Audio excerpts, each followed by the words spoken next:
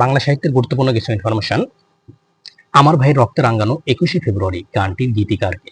এটা হচ্ছে আব্দুল গাফফার চৌধুরী। আমার ভাই রক্তে রাঙ্গানো 21শে ফেব্রুয়ারি সুরকারকে? যদি সুরকার আসে তাহলে হচ্ছে আলতাফ মাহমুদ, এবং গীতিকার যদি আসে তাহলে হচ্ছে আব্দুল গাফফার চৌধুরী। তাহলে আমরা হচ্ছে এক্ষেত্রে আমরা গীতিকারের ক্ষেত্রে আমরা হচ্ছে গ দিয়ে মনে রাখবো, গীতিকারের গ দিয়ে আচ্ছা, আর গাফফার চৌধুরী গ দিয়ে আমরা মনে রাখবো যে গীতিকার। যদি গীতিকার আসে তাহলে হচ্ছে গাফফার চৌধুরী, এবং যদি সুরকার আসে তাহলে সেটা হচ্ছে আমাদের আলতাফ মাহমুদ। ওরা আমার মুখের ভাষা কাইরা নিতে চাই গানটির গীতিকার এবং সুরকার হচ্ছে আব্দুল লতিফ। হাজার সালাম সালাম হাজার সালাম গানটির গীতিকার ফজলে এ খোদা এবং সুরকার মোহাম্মদ আব্দুল জব্বার। 21-এর প্রাণ নিয়ে প্রথম গান ভুলবো না 21শে ফেব্রুয়ারি। ভুলবো না 21শে ফেব্রুয়ারি গানটির গীতিকার গাজীউল হক এবং সুরকার নিজামুল হক।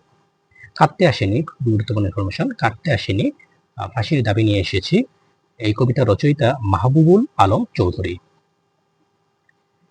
বর্ণমালা আমার দুঃখিনী বর্ণমালা কবিতার রচয়িতা শামসুর রহমান। ফেব্রুয়ারি 1969 কবিতার রচয়িতা শামসুর রহমান। আমাকে কি মাল্য দিবে দাও কবিতার রচয়িতা নির্মলেন্দু গুণ। আমাকে কি মাল্য দিবে, মাল্য দিয়ে আমরা মনে রাখবো নির্মলেন্দু। চিঠি কবিতার রচয়িতা আবু জাফর ওবায়দুল্লাহ। স্মৃতিস্তম্ভ কবিতার রচয়িতা আলাউদ্দিন আল আজাদ।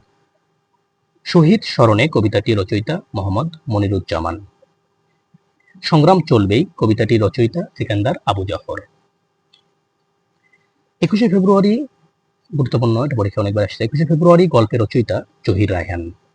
ভাষা আন্দোলন সম্পর্কিত, ভাষা আন্দোলনগুলো খুবই গুরুত্বপূর্ণ। যেমন ভাষা আন্দোলনের প্রথম যেটা সম্পর্কিত সূর্যগ্রহণ, যদি সূর্যগ্রহণ গল্পের রচয়িতা মোহাম্মদ জহির রায়হান। এবং ভাষা আন্দোলন সম্পর্কিত মৌন নয় এই গল্পের রচয়িতা শৌকত ওসমান।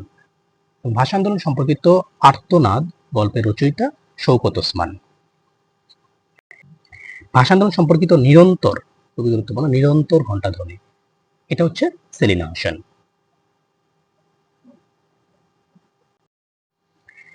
ভাষা আন্দোলন সম্পর্কিত জীবন থেকে নেওয়া, এটা খুবই গুরুত্বপূর্ণ।